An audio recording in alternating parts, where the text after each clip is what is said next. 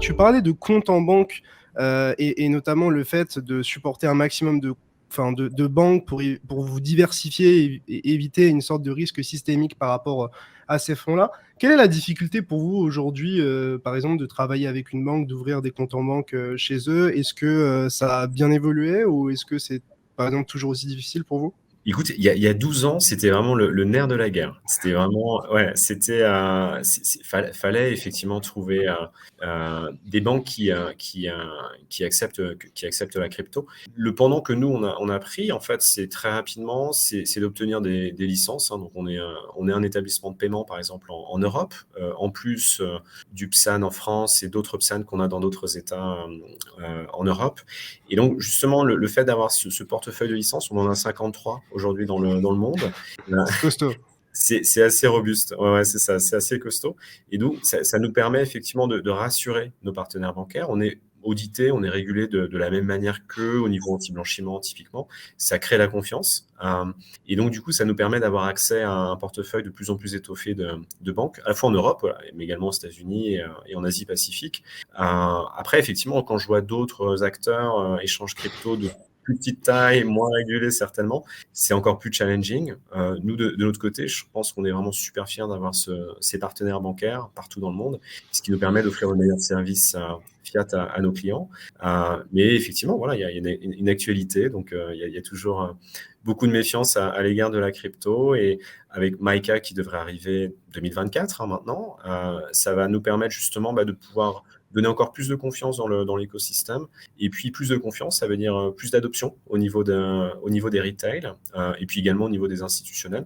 Donc voilà, nous, on attend plutôt Maca avec impatience pour pouvoir élever un peu notre regulatory stance dans l'écosystème, qui aujourd'hui vraiment paye puisqu'on on a triplé nos parts de marché.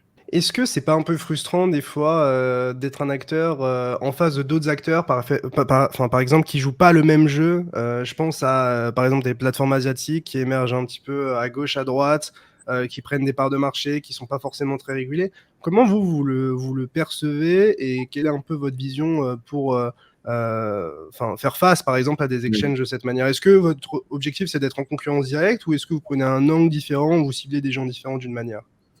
Ouais, c'est ça. Non, c'est une super question. En fait, je pense le premier point, c'est le positionnement. Donc, nous, on a un positionnement qui est à la fois retail et à la fois institutionnel. Et en fait, les acteurs institutionnels aujourd'hui, traditionnels, vont plutôt faire des partenariats avec des entités comme Bitstamp, très Solide. régulées, très solides, ouais, sécurisées, conformes. Et donc, ces plateformes chinoises, en l'occurrence, ne seront pas en mesure d'offrir un accès à la crypto à ces acteurs institutionnels pour des raisons de réputation, de sécurité, de stabilité.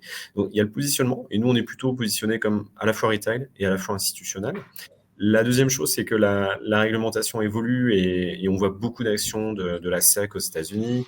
On a vu Binance notamment cette semaine avec les Pays-Bas et la semaine dernière avec le Le UK. Royaume-uni? Ouais. Le Royaume-Uni, exactement. Donc effectivement, il y a des actions qui sont entreprises par des régulateurs aujourd'hui pour mettre un terme à des acteurs qui aujourd'hui ne se soumettent pas forcément à la réglementation, que ce soit anti-blanchiment ou simplement accès au marché.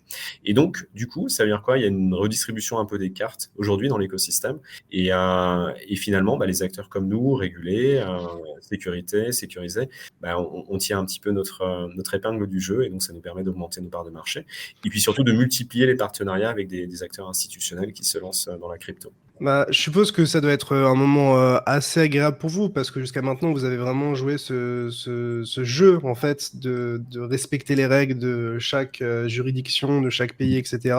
Et de voir des acteurs qui respectent pas forcément ça, voilà, au bout d'un moment, ça, je pense que ça doit être fatigant. Donc voir que enfin ça paye ses fruits d'une manière, même si Mm. ça a aussi pu être profitable par le passé, je pense que ça doit être assez agréable.